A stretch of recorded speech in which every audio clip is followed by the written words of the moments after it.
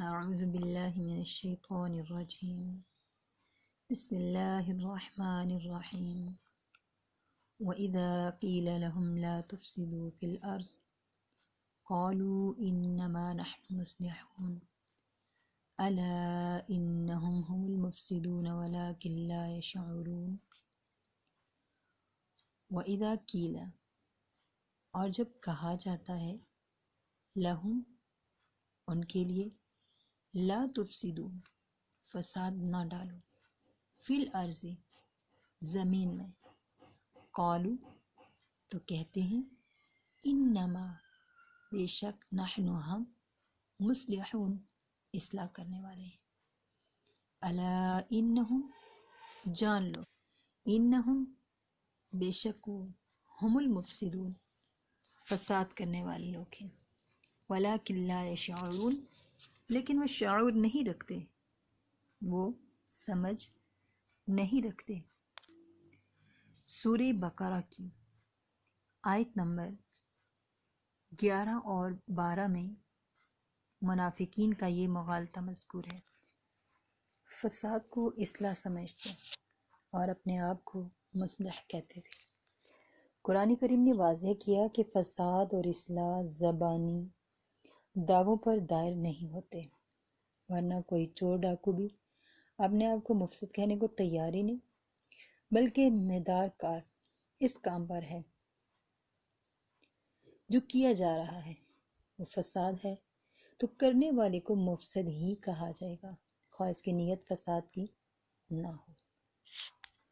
جب کوئی ان منافقین سے یہ کہتا کہ اپنی نفاق کے ذریعے زمین میں فساد نہ پھیلاؤ، تو وہ بڑے زور اور تاکید سے کہتے تھے، انما نحن مصلحون، ہم تو مصلح ہی ہیں، یعنی ہمارے کسی عمل کا فساد سے کوئی واسطہ نہیں۔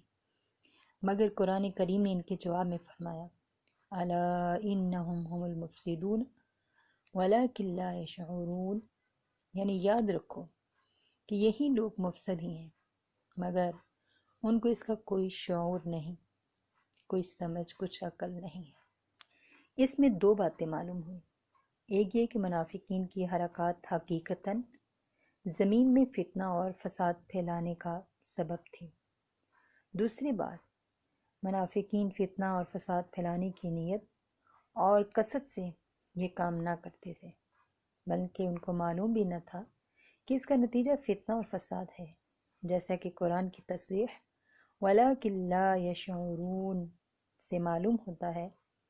وجہ یہ ہے کہ زمین میں فتنہ اور فساد جن چیزوں سے پھیلتا ہے، ان میں کچھ تو ایسی چیزیں ہیں جن کو ہر شخص فتنہ اور فساد سمجھتا ہے، جیسا کہ قتل، چوری، دھوکہ، فریب، اغوا، بدکاری وغیرہ۔ ہر سمجھدار آدمی کو ان کا شر اور فساد سمجھتا ہے، اور ہر شریف آدمی ان سے بچتا ہے۔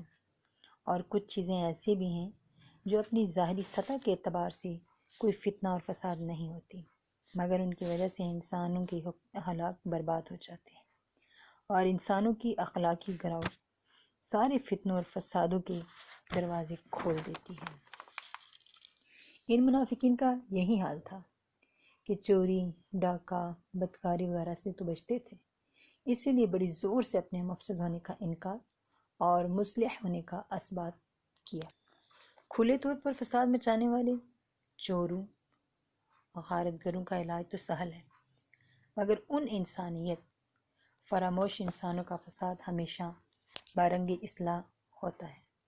وہ کوئی دلچسپ دل فریب اصلاحی اسکیم بھی سامنے رکھ لیتے ہیں، اور خالص ذاتی اغراض جو فاسدہ ہیں ان کو جو ہے وہ رنگ دے رہے اصلاح کا، کہ انما نحن مصلحون کے نعرے لگاتے رہتے ہیں۔ بے شک ہم تو اصلاح کرنے والے ہیں، ہم تو مصلح لوگ ہیں۔ اسی لیے حق تعالیٰ سبحانہ و تعالیٰ نے جہاں فساد سے روکا ہے، اسی کے ساتھ ہی یہ بھی فرما دیا، واللہ یعلم المفسد من المصلح، یعنی اللہ تعالیٰ ہی جانتے ہیں کہ مفسد کون ہے اور مصلح کون ہے، فساد کرنے والا کون ہے اور اصلاح کرنے والا، سنوارنے والا کون ہے، جس میں اشارہ فرما دیا کہ فساد اور صلاح کی اصل حقیقت حق تعالیٰ سبحانہ ہی جانتے ہیں، جو دلوں کے حال اور نیتوں سے بھی واقف ہے اور ہر عمل کے خواص اور نتائج کو بھی جانتے ہیں کہ اس کا نتیجہ صلاح ہوگا یا فساد ہوگا۔ اس لیے اصلاح کے لیے صرف نیت اصلاحی کافی نہیں، بلکہ عمل کا رخ بھی شریعت کے مطابق صحیح ہونا ضروری ہے۔ بعض اوقات کوئی عمل پوری نیک نیتی اور اصلاح کی کثرت سے کیا جاتا ہے، مگر اس کا اثر فساد اور فتنہ ہوتا ہے۔ سبحان ربک رب العزت عما یصفون وسلام علی المرسلین والحمد للہ رب العالمین، آمین۔